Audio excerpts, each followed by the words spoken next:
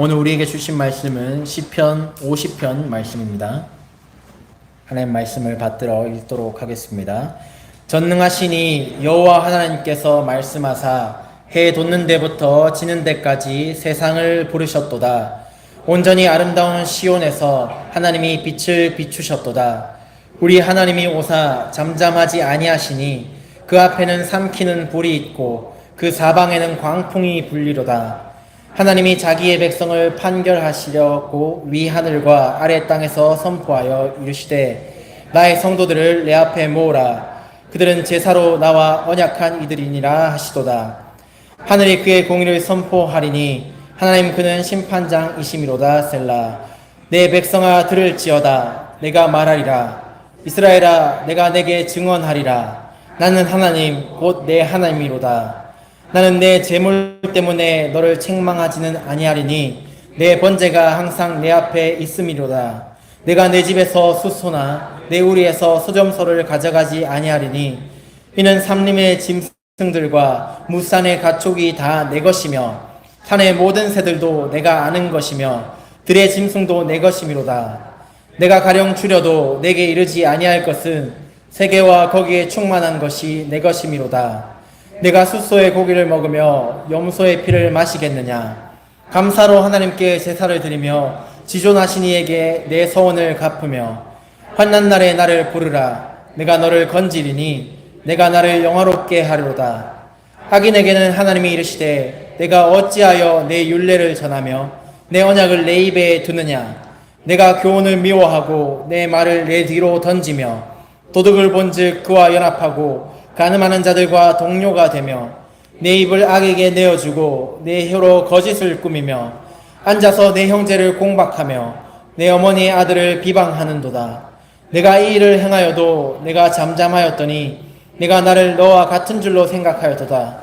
그러나 내가 너를 책망하여 내 죄를 내 눈앞에 낱낱이 드러내리라 하시는도다.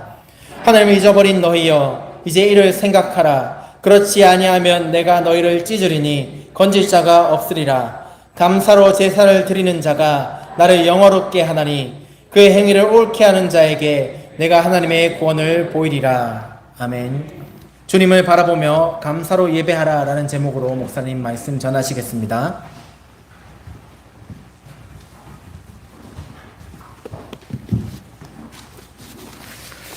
할렐루야. 시편 50편은 아삽의 시라고 붙여져 있습니다. 아삽은 다윗 시대의 찬양대 대장입니다. 그리고 보면 다윗은 참 찬양을 많이 하고 사랑하였던 신앙인물 같아요.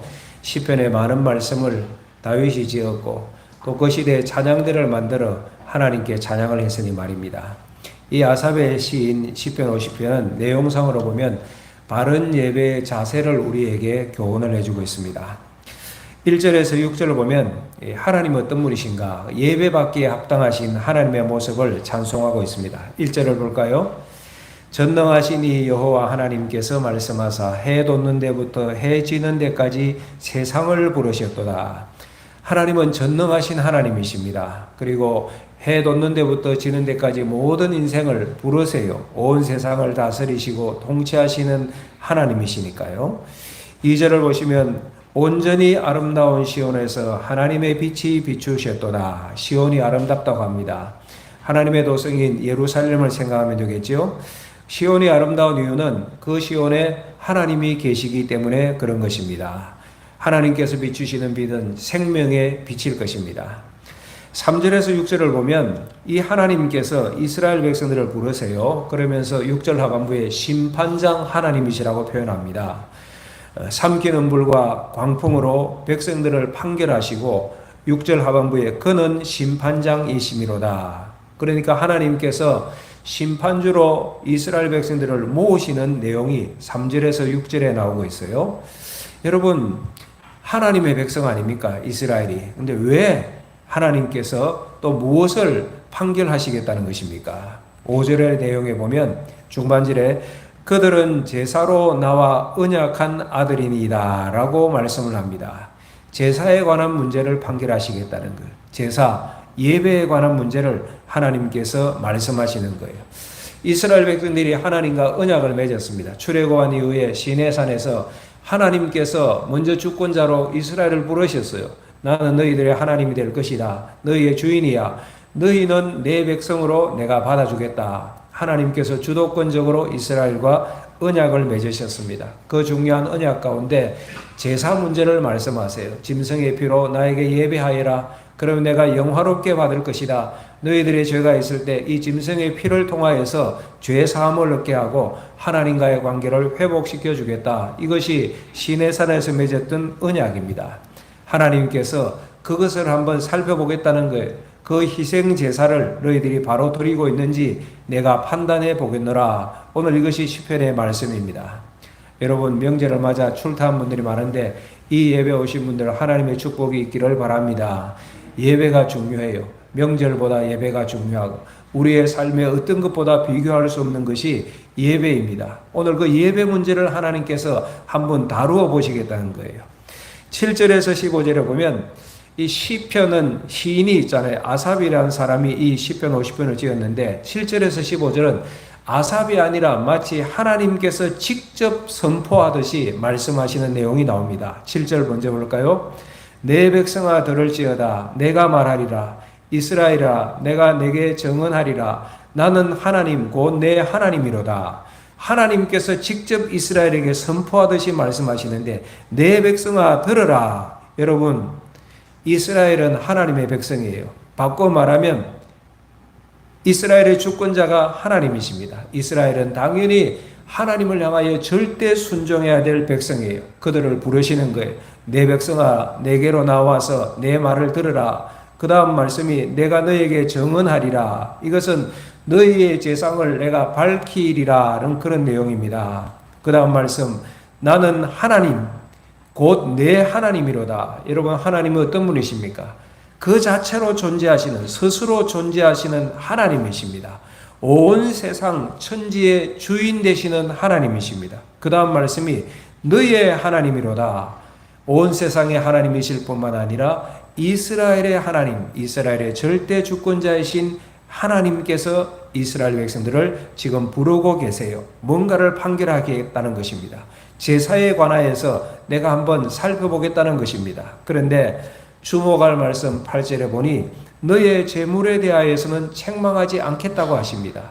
제사를 드리면 제물이 있는데 그것에 관하여서는 말씀하지 않으시겠대요. 왜? 9절에서 13절을 보면 이 땅의 모든 것이 다 하나님의 것이라는 내용이 나옵니다. 9절을 보면 수소, 순념소 이거 내가 가져가지 않겠다. 10절에 살림의 짐승들이 있고 무산의 가축들 이거 다 내 것 아니냐. 모든 새들도 짐승들도 다 내 것이다. 12절 하반부에 세계와 거기에 충만한 것이 다 내 것임이로다. 온 세상과 이 땅의 모든 생물과 짐승과 재산과 소유 다 하나님의 것인데 하나님께서 무슨 재물이 필요하시겠습니까? 재물은 당연히 제사 가운데 드려야겠지만은 하나님의 관심은 그 재물 자체에 큰 관심이 없다는 거예요. 그러면 하나님께서 예배에 주목하시는 것이 무엇일까요? 이것이었습니다. 14절 같이 볼까요? 시작. 감사로 하나님께 제사를 드리며 지존하신 이에게 내 소원을 갚으며 무엇으로 제사 드리래요? 감사로 제사를. 하나님의 마음이 여기 있는 거예요. 하나님이 이거 주목하시는 거예요. 이 자리에 여러분들이 앉아 있는데 정말 너희들은 감사한 마음으로 예배 드리느냐? 제물을 드릴 때 헌금을 할 때에도 감사가 담긴 예물이어야 된다고 말씀하는 거예요.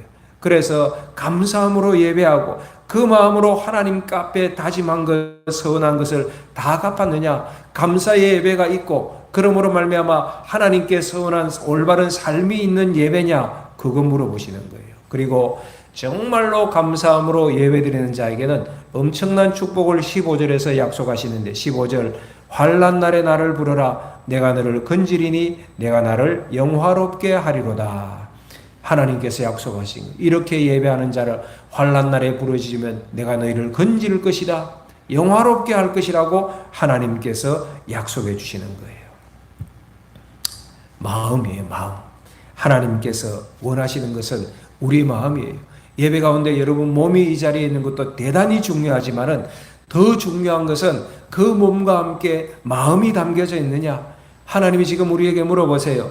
너희들 예배 자리에 나왔는데 정말로 감사하니? 내가 너희들에게 감사한 존재니? 감사의 마음으로 예배드리고 있니? 사랑하는 여러분, 이것이 다윗 시대의 문제일 뿐만 아니라 질문일 뿐만 아니라 예배드리는 오늘 우리에게도 하나님께서 물어보시는 거예요. 우리가 하나님께 예배드리기 위해서 이 자리에 나왔잖아요. 우리 스스로에게 물어보아야 됩니다. 나는 정말 감사로 예배하는 자인가? 왜 그럴까요? 하나님은 마음은 없는데 겉으로만 잘하는 자들 가정히 여기십니다. 그들을 16절에 악인이라고 표현하고 있어요. 악인이라고 해서 뭐 흉악한 강도, 조폭을 생각하면 착오입니다. 16절 볼까요? 악인에게는 하나님이 이르시되 내가 어찌하여 내 율례를 정하며 내 언약을 내 입에 두느냐. 악인인데 뭐해요? 하나님의 율례를 전하며 하나님의 언약의 말씀을 그 입에 두는 자들이에요. 그러니까 악인이라고 표현하지만 이 사람들이 뭐하냐? 하나님 말씀 많이 알고 그 당시에 가르치는 자들이었어요. 제사장들이나 선지자들 같은 왕 같은 자들. 그러니까 신앙의 외향은 짱짱한데 문제는 마음이었습니다. 그들의 마음은 하나님의 말씀과는 완전히 달랐어요. 16절에 보면 이 사람들이 제사를 드리고 제물을 드리고 그리고 하나님의 말씀도 전하고 가르치는 자들이었는데 17절 보십시오. 내가 교훈을 미워하며 내 말을 내 뒤로 던지며 하나님의 말씀을 입에 두면서도 하나님의 교훈을 실제적으로는 미워하고 하나님의 말씀을 뒤로 휙 집어 던진다. 지키지 않는다는 말씀인 것입니다. 심지어 18절 보십시오. 18절 보십시오. 마음에 하나님이 없으니까 어떻게 합니까? 도둑을 먼저 그와 연합하고 간음하는 자들과 동료가 되고 말씀을 가르치고 얘기하면서도 이렇게 산다는 거예요. 19절 그 입을 악에게 내어주고 내 혀로 거짓을 꾸미고 앉아서 형제를 공박하고 어머니의 아들을 비방하고 하나님의 말씀을 알고 가르치고 입에 두는 자들인데 삶은 이렇게 형편이 없더라는 것입니다. 사랑하는 여러분, 신앙인 아닙니다. 신앙을 얘기하지만은 신앙인 아닙니다. 이런 사람을 저는 종교인이라고 표현합니다. 그러니까 이런 거예요. 예배는 꼬박꼬박 드리는데 마음은 없고 그러니 삶은 악해질 수밖에 없죠. 정말로 불쌍한 인생들입니다. 차라리 모르는 자들 같으면 괜찮아요. 회개할 기회가 있으니까. 알면서 이렇게 사니까 얼마나 두려운 일입니까? 그런데 하나님께서 이것을 다 알고 계세요. 하나님께서 이것을 다 보고 계세요. 21절 볼까요? 21절 하나님이 이렇게 말씀하십니다. 시작. 내가 이 일을 행하여도 내가 잠잠하였더니 내가 나를 너와 같은 줄로 생각하였도다. 그러나 내가 너를 책망하여 내 죄를 내 눈앞에 낱낱이 드러리라 하시는도다. 이렇게 악한 일을 행하면서도 하나님께서 적결 심판하지 않으시니까 이 악인들이 하나님 모르시는가 봐. 이렇게 살아도 되는가 봐. 하나님도 양해하시는 것일까? 하나님이 나와 같은 줄로 생각하는 거예요. 그런데 그 다음 말씀. 그러나 내가 하나님께서 너를 책망할 것이다. 너의 죄를 내 눈앞에 낱낱이 드러낼 것이다. 라고 말씀하세요. 이것이 두려운 일 아닙니까? 마음. 오늘 이 예배 참여하신 여러분들의 마음은 어떠십니까? 하나님께 예배하러 왔는데 마음이 들어있습니까? 여러분, 우리도 나쁜 생각할 때가 있잖아요. 나쁜 마음 먹을 때가 있습니다. 내가 이기적이고 나쁜 생각을 하는데 누군가가 알아챘다. 그때 내 마음 찔끔하지 않습니까? 그런 기억들이 있을 거예요. 그냥 지금 한번 생각해 볼까요? 만약 누군가가 여러분들의 핸드폰을 다 까본다면, 여러분들의 컴퓨터의 조회 기록들을 다 열어본다면 여러분 어떻게 했습니까? 뭐 대부분의 성도들은 괜찮으실 수 있지만 어떤 분들은 얼굴 화끈거릴 분도 있을 것입니다. 사람 앞에 내 마음 드러내는 것 두려운 일이죠. 그런데 하나님 앞에 내 마음이 다 드러날 때, 하나님의 심판의 때에 내 지은 죄가 내 눈앞에 낱낱이 드러나는 일, 그거 생각하면 이거 정말로 두려운 일 아니겠습니까? 왜 이런 자들이 있을까요? 왜 이런 시편의 말씀이 나오는 것입니까? 왜 이렇게 하나님께 제사 드리면서도 하나님 의식하지 않고 불의한 삶을 사는 자가 있는 것입니까? 도대체 이들은 어떤 자일까요? 22절에 보면 시편 기자는 이렇게 표현합니다. 하나님을 잊어버린 너희여. 누구라고요? 하나님을 잊어버린 자라고 합니다. 하나님을 믿는다고 하면서도 하나님을 잊고 산다? 실제로는 안 믿는 것이죠. 이것이 정말 두려운 일입니다. 그 다음 뭐라고 합니까? 하나님을 잊어버린 너희여 이제 생각하라. 이제 깨달으라는 것입니다. 그렇지 아니하면 내가 너희를 찢으리니 건질 자가 없으리라. 이 표현은요, 찢으리니 맹수가 먹이를 갈갈이 찢는 것을 표현한 내용들입니다. 이렇게 하나님께서 판단하시고 심판하신다는 거예요. 그래서 믿는 우리에게 은혜도 크지만은 책임도 큰 것입니다. 예수님께서도 그런 말씀하셨어요. 마태복음 7장 22절 23절에 주의 이름으로 선지자 노릇하고 주의 이름으로 귀신 쫓아내고 주의 이름으로 많은 권능을 행하는 그들을 향하여서 주님이 이렇게 말씀하세요. 내가 너희를 도무지 알지 못하니 불법을 행하는 자들아 내게서 떠나가라. 마지막 때에 이런 일이 있을 것이라는 사실입니다. 교인이에요. 중직자일 수 있어요. 저 같은 목회자일 수 있는데 또 교회 사역도 하고 그러다 보니 주님의 이름으로 놀라운 일이 나타나면서도 불법을 행하다니 이건 뭡니까? 실제로는 하나님을 안 믿는 거예요. 이들 가리켜 시편 저자는 하나님을 잊고 사는 자들아 라고 책망을 하고 있습니다. 오늘 이 예배 참여하신 사랑하는 성도 여러분, 여러분들은 매 순간순간 하나님을 기억하고 하나님을 의식하고 살아가고 계십니까? 지난주가 여러분 삶은 어떠셨습니까? 가정에 하나님이 계셨습니까? 여러분 마음 가운데 주님이 함께 거하셨습니까? 직장에서 하나님과 함께 일하셨습니까? 우리 학생들 학교에 갈 때 그 발걸음이 나의 다리가 아니라 주님이 함께 걷는 믿음의 발걸음이셨습니까? 회의할 때 여러분들의 생각은 무엇으로 차 있었습니까?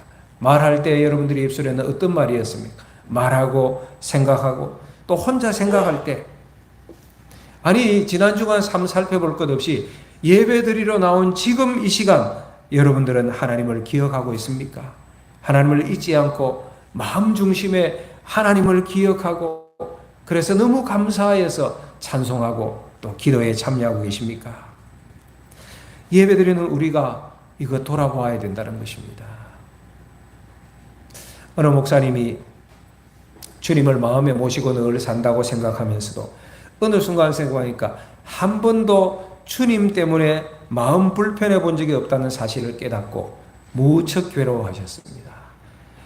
주님 의식하며 주님 안에서 산다고 했지만 실제로는 주님을 거의 의식하지 않고 살아갔던 것이지요. 여러분 여행을 갔는데 가족이 아닌 그 누구와 같은 방을 써야 된다고 생각해 보십시다. 얼마나 이 신경이 쓰이고 또 불편하겠습니까? 불편할 것입니다. 그러나 불편하지만은 누구와 같은 방을 쓰면 은밀한 죄는 짓지 않잖아요. 짓지 못하잖아요. 주님을 마음에 모신다는 것도 그럴 수 있습니다. 항상 주님을 기억하고 바르게 살기로 결단하고 그러면 어떨 때는 불편할 수도 있어요. 내 생각과 다를 때도 있겠죠. 하지만 불법을 그치게 되어질 것입니다. 주님과 같은 방을 쓰고 같이 살아가면 말입니다. 그리고 결국은 주님과 함께 가는 그 순간 주님을 감사하게 되어질 것입니다. 주님을 바라보면서 주님의 은혜를 생각하기 때문에. 그래서 24시간 주님을 바라보는 성도들 되시기를 예수님의 이름으로 축복합니다. 여러분 불평하십니까? 원망이 있을 때도 있지요. 그런데 불평과 원망이 지속되면 이것도 죄일 수 있는 것이 하나님을 잊어버렸기 때문에 그런 것입니다. 이스라엘 백성들이 40년 동안 광야에서 살아갈 때 하나님의 능력과 은혜를 얼마나 많이 받았습니까? 날마다 기적을 체험하며 살았습니다. 날마다 하나님 주신 만나를 먹으면서 살았습니다. 구름 기둥과 불 기둥으로 하나님께서 보호해 주셨고 인도해 주셨습니다. 하나님께서 친히 지키시고 인도하셨으니 그들만큼 편안하고 안전하고 확실하고 충분한 사람이 어디에 있겠습니까? 그런데도 불구하고 이 이스라엘 백성들이 광야 가운데서 끊임없이 불평하고 원망하였잖아요. 그러다가 광야에서 다 죽었습니다. 그럴 수 있다는 것입니다. 나에게 여러분에게 엄청난 감사의 내용이 있어도 어떤 분은요, 저주할 만큼 불평하고 원망할 수도 있다는 사실입니다. 불평과 원망이 일어날 때 여러분 생각하셔야 됩니다. 정말 이 일이 불평할 일인가? 정말 이 일이 원망할 일인가? 아니, 주님 앞에서 서 있을 때에도 내가 이거 불평할 수 있는 일인가? 나를 위하여 채찍을 맞으시는 주님의 피 흘리시는 그 등을 보면서도, 십자가 지고 골고다 오르시는 그 주님 앞에 서 있으면서도 나를 위하여 십자가에 달리시는 주님을 보고도 원망할 일인가? 불평할 일인가? 우리는 주님 앞에서 내 원망거리를 한번 세워보아야 할 것입니다. 불평할 거리를 세워보아야 할 것입니다. 반대로 말씀드리면 주님을 바라보고 십자가의 주님을 생각하면 아무리 어려운 일이 있어도 결론은 감사일 줄 믿습니다. 사도 바울이 로마서 8장 32절에서 이렇게 선포합니다. 자기 아들을 아끼지 아니하시고 우리 모든 사람을 위하여 내주신 이가 어찌 그 아들과 함께 모든 것을 우리에게 주시지 아니하겠느냐. 우리를 사랑하셔서 아들까지 내어주신 하나님 아니십니까? 우리의 삶의 필요, 우리의 영적인 문제 하나님께서 허락하시지 않겠습니까? 십자가 구원의 그 언약을, 십자가 언약을 생각하면 우리는 감사할 것밖에 없어요. 세상의 삶에 곤고함이 있을 수 있죠. 여러분 뜻대로 안 되는 일에 불평할 수 있죠. 그러나 십자가를 바라보면 결론은 감사인 것입니다. 구원의 은혜가 그 십자가에 달려 있으니까. 뿐만 아니라 선택하시고 이스라엘과 약속했듯이 우리들을 지켜주시고 보호하시고 동행해 주신대요. 영적인 구름 기둥으로 우리의 그 어려움들을 막아주시고, 영적인 불기둥으로 우리가 공부할 때 따스하게 성령의 온기로 태워주시는 하나님의 은혜 생각하면 감사죠. 그래서 우리는 예배 때마다 감사의 마음으로 나오는 것이고, 감사의 마음으로 하나님을 찬송하고, 그 감사의 마음으로 하나님께 헌금도 드리는 것입니다. 여러분, 하나님께 헌금할 때 돈만 담지 말고 감사를 꼭 담으시기를 주님의 이름으로 축복합니다. 그리고 감사 헌금도 매주일마다 하나님 앞에 좀 감사하는 훈련들을 해보십시오. 하나님께 감사드리는 것이 주저되어진다면 이거는 회개해야 할 일 아니겠습니까? 하나님이 어떤 분이신데, 지난 한 주간 우리가 어떻게 살았는지, 매일같이 만나러 먹이시는 하나님의 은혜 때문에 지난 한 주간도 우리가 먹고 입고 자고 살지 않았습니까? 왜 하나님께 예배할 때는 매번 감사하지 않습니까? 그것이 왜 주저되는 것입니까? 내 주님이신데, 나의 하나님이신데, 내 인생 오늘 마감한다 할지라도 그분께서 내 영생을 책임지실 분이신데 왜 하나님 앞에 나올 때마다 감사하는 것이 주저되는 것입니다. 11조는 어떤 의미에서 좀 의무적인 책임과 같은 성격이 있지만 감사는 자원의 성격이 있잖아요. 저는 그렇게 생각해요. 은혜로운 교회 가보니까 11조 헌금 드리는 분 10명이면 매주일마다 감사 헌금 드리는 분이 20명, 30명. 은혜로운 교회 가보니까 그렇더라고요. 저는 우리 교회도 이런 교회 되어지면 좋겠어요. 그 액수가 얼마이든지 감사의 마음을 담아서 11조는 정해져 있으니까 드리는 것이고, 감사는 매주 하나님께 감사할 수 있잖아요. 얼마나 좋아요. 하나님이 기뻐 받으시지 않겠습니까? 결론적인 말씀이 23절 말씀인데 같이 읽어볼까요? 예배에 대한 교훈인데 이렇게 결론을 맺으시네요. 시작. 감사로 제사를 드리는 자가 나를 영화롭게 하나니 그의 행위를 옳게 하는 자에게 내가 하나님의 구원을 보이리라. 아멘. 무엇으로 제사를 드려? 감사로. 하나님께 예배드리는 여러분, 우리의 마음이 너무나 중요합니다. 하나님을 믿고 예배하는 우리에게 정말로 있어야 할 것, 감사의 마음입니다. 하나님께서 물으십니다. 너 정말 감사하니?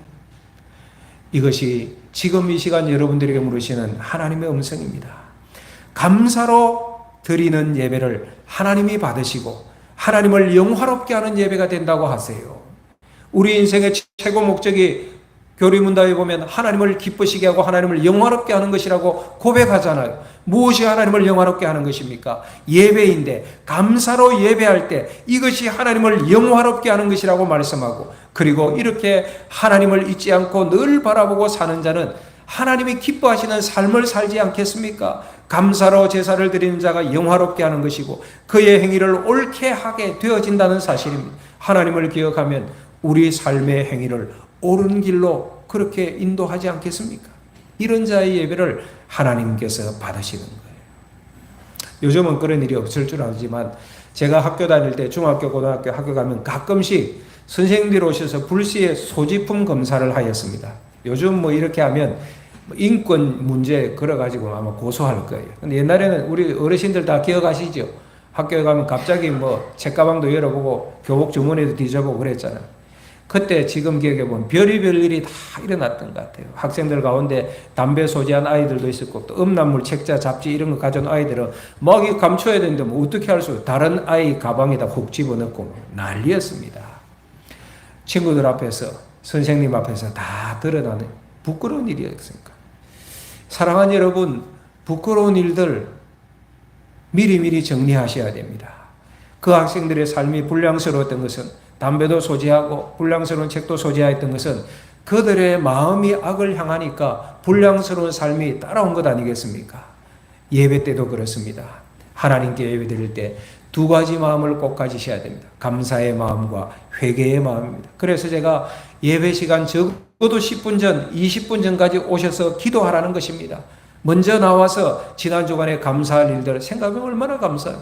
지난 한 주간에 있었던 일만 살펴봐도 수고하고 힘든 일도 있었겠지만 하나님의 은혜로 여러분과 여러분 가정과 생업을 하나님께서 지켜주셨잖아요. 그래서 예배 전에 먼저 나와서 감사할 제목들을 꼭꼭 씹으면서 하나님 감사합니다.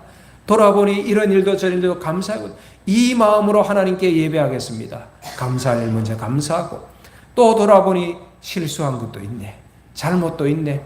나도 모르게 범죄한 것이 있네. 회개할 것은 회개하고 그렇게 예배의 자리로 나아가야 하는 것입니다.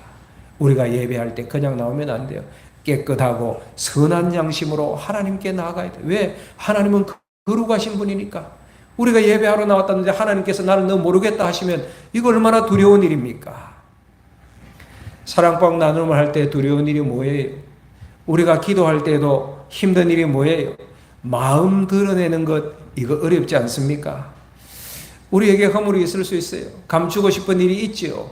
그래서 감추고 사시는 분들이 있기도 한데 마음 감추고 사는 것 잠시 편할지 모르지만 결국은 큰일임을 알아야 됩니다. 이 땅에서 감추어뒀다가 주님 앞에 드러나면 어떻게 되겠습니까? 하나님 앞에 섰을 때 마음에 잊지 말아야 할 것이 드러난다면 그때 어떻게 하시겠습니까? 그때는 회개의 기회도 없는데 돌이킬 수도 없는데 말입니다. 사랑하는 여러분, 우리가 주님을 사랑한다고 고백하였지만 혹시라도 하나님을 잊고 산 날들이 있다면 회개하시기를 바랍니다. 하나님은 전능하신 분이세요. 오늘 제가 다 낱낱이 시편 50편을 설명하지 않지만 50편 1절에 처음으로 나온 거예요. 전능하신 이 여호와 하나님께서 말씀하신다. 전능하신 분입니다. 해 돋는 데부터 해 지는 데까지 세상을 부르실 수 있는 전능하신 하나님 아니십니까? 온 세상의 주인이시고 그 하나님께서 내 영혼을 주장하시고 내 생명을 다스리는 분이라면 얼마나 감사합니까? 오늘 말씀에 이 전능하신 하나님은 또한 심판하시는 심판장 하나님이시고 뿐만 아니라 우리를 구원하시는 구원의 하나님이십니다. 자기의 죄악을 끝까지 감추는 자는 뭐라고 합니까? 2절에 보면 삼키는 불과 광풍으로 심판하신대요.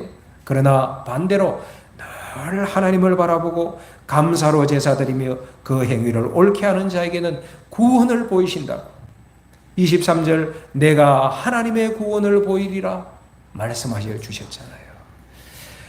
오늘 이 예배 참여하신 사랑하는 성도 여러분, 오늘 여러분의 모든 예배가 진정 감사의 제사가 되시기를 주님의 이름으로 축원합니다. 축원합니다. 그러므로 우리는 매일 하나님께 기도해야 합니다. 매 순간 하나님의 말씀 앞에 무릎 꿇어야 됩니다. 그리고 그 높으신 하나님을 매 순간마다 찬송할 수 있어야 됩니다. 여러분, 제가 지금 몇 주간째 똑같은 주제예요. 기도해야 한다. 새벽 기도에 나와서 기도하고 끊임없이 기도해야 된다. 하나님 말씀 앞에 무릎 꿇어야 된다. 그리고 찬송해야 된다. 우리가 하루에 3장 이상씩 찬송하라고 몇 주 전에 말씀드렸는데 어떻게 지난 주간은 실천 잘 하셨습니까? 예, 실천하신 분들은 다 손 내리시기 바랍니다. 다 하셨네요. 기도해야 돼요. 하루도 쉬지 않고 하나님 말씀은 꼭꼭 씹고 읽고 묵상하셔야 돼요. 우리가 매 순간 밥 먹듯이 말이에요. 그리고 아침마다 저녁마다 틈틈이 하나님을 찬송해야 돼요. 왜? 우리가 약한 존재이기 때문에 그래요. 이렇게 하지 아니하면 악한 사탄 마귀가 24시간 여러분들을 공격하거든요. 24시간 우리가 주님을 바라보는 마음이 충만하지 않으면 마귀가 24시간 여러분의 영혼을 공격한다니까. 심지어 예배하는 이 시간에도 여러분 마음을 빼앗아 가려고 바라보고 째려보는 것이 마귀 아닙니까? 하나님을 바라보아야 돼요. 24시간. 그럴 때 성령께서 우리 마음을 주장하셔서 하나님을 잊지 않고 기억하며 살게 하시고, 그러므로 의의 길로 인도하시고, 그러므로 예배 때 나올 때마다 감사의 마음으로 하나님께 예배하게 하십니다. 이런 예배가 하나님을 영화롭게 하는 예배라고 오늘 시편 기자가 찬송하고 있잖아요. 저도 한때는 이렇게 생각했어요. 제가 약해지면 실패하는 것이라고 생각했어요. 제가 약해지면 교회가 어려워질 것이라 생각했습니다. 제가 약해지면 아내에게도 저희 가정 자녀들에게도 불행이 닥쳐올 것으로 생각했습니다. 저를 바라보는 많은 사람들을 실망시키고 혼란에 빠뜨릴 것이라고 생각하였습니다. 그것은 주님을 제대로 몰랐기 때문이었습니다. 예수님을 새롭게 만나고 보니 내가 죽는 것이 사는 것이더라. 내가 약해지는 것이 강해지는 것이더라. 내가 약할 그때 주님이 강하게 내 손을 붙들어 주시니까 말이야. 내가 약하게 내려앉은 그 겸손의 순간이 진정 예수님의 사람이 되는 것임을 어느 날 깨닫게 되어졌습니다. 저는 저의 약함을 절실히 알기 때문에 오늘로 24시간 주님을 바라보려고 하는 것입니다. 사랑하는 여러분, 예수님을 바라보면 배우는 것이 있어요. 무엇인지 아십니까? 예수님을 바라보면 어떤 처지에서도 감사하게 되어집니다. 나를 위하여 십자가에 달리신 주님을 바라보는데 그 앞에서 불평이 나오겠어요? 원망이 나오겠어요? 나오다가도 결국은 감사합니다. 모든 것이 주의 은혜입니다. 고백하지 않겠습니까? 마지막 순간 우리 죽음의 앞에 섰을 때 우리 입술에서 불평과 원망이 나오면 되겠습니까? 마지막 순간 섰을 때 결론은 감사 아닙니까? 부족하고 연약한 내 인생을 주님께서 동행하시고 그래도 여기까지 인도해 주셨네요. 감사가 되어야지 않겠습니까? 주님을 바라보면 어떤 처지에서도 감사하게 됩니다. 그리고 주님을 바라보면 좋은 것이 뭔지 아십니까? 그 행위를 옳게 하려고 우리의 마음을 추스리고 옷깃을 바로 세운다니까요. 왜? 주님 앞에 서 있으니까. 코람되오니까. 어느 목사님께서 교회를 개척하셨는데 하나님 은혜로 교회가 부흥이 되어서 전도사 한 분을 청빙하여 동역하게 되었습니다. 어느 주일에 예배드리기 위해서 그리고 설교하기 위해서 강단에 올라갔는데 교인들이 확 줄은 거예요. 확 줄은 거예요. 알고 보니 그 전도사가 모략을 꾸며서 목사에게 얘기하지도 않고 교인들 다수를 빼가서 다른 곳에 교회를 개척해버린 거예요. 목사님이 큰 배신감에 아팠어요. 분노하고 스트레스가 아주 강하게 올라와서 간에 염증이 생겨 병원에 입원했어요. 하나님께 항의했어요. 하나님, 어떻게 이럴 수가 있습니까? 그런데 항의하고 기도하는데 어느 순간 하나님께서 이렇게 말씀하시는 것 같더래요. 얘야, 너가 강단에서 설교한 내용을 삶 가운데서는 부인하니까 성도들이 갈등하다가 교회를 떠난 것이야. 그 전도사가 데리고 간 것이 아니야 라고 말씀하시더래요. 목사님이 그 말씀에 꼬꾸라졌습니다. 그리고 그 일로 크게 배웠습니다. 예수님은 가룟 유다가 배신해도 베드로가 부인하고 떠나도 간에 염증 생기지 않으셨는데 하면서 예수님의 마음으로 살아야지. 예수님의 마음으로 목회해야지. 그렇게 새롭게 마음을 잡고 목회하게 되셨다고 합니다.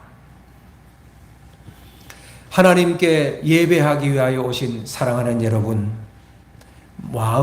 내 마음을 하나님께 드려야 합니다. 예배 드릴 때 내 마음을 하나님께 내어놓아야 합니다. 낱낱이 보시는 하나님 앞에 내 마음을 내어놓을 때 여러분들은 깨끗하십니까? 정결하십니까? 그래서 준비가 되셔야 되는 거예요. 그래서 회개가 필요한 것이, 그래서 먼저 나와서 기도하고 감사해야 하는 것입니다. 하나님을 잊고 삶으로 생긴 모든 마음들 십자가 앞에 내려놓으십시오. 세상의 빛이 아니라 주님의 빛이 비치게 하십시오.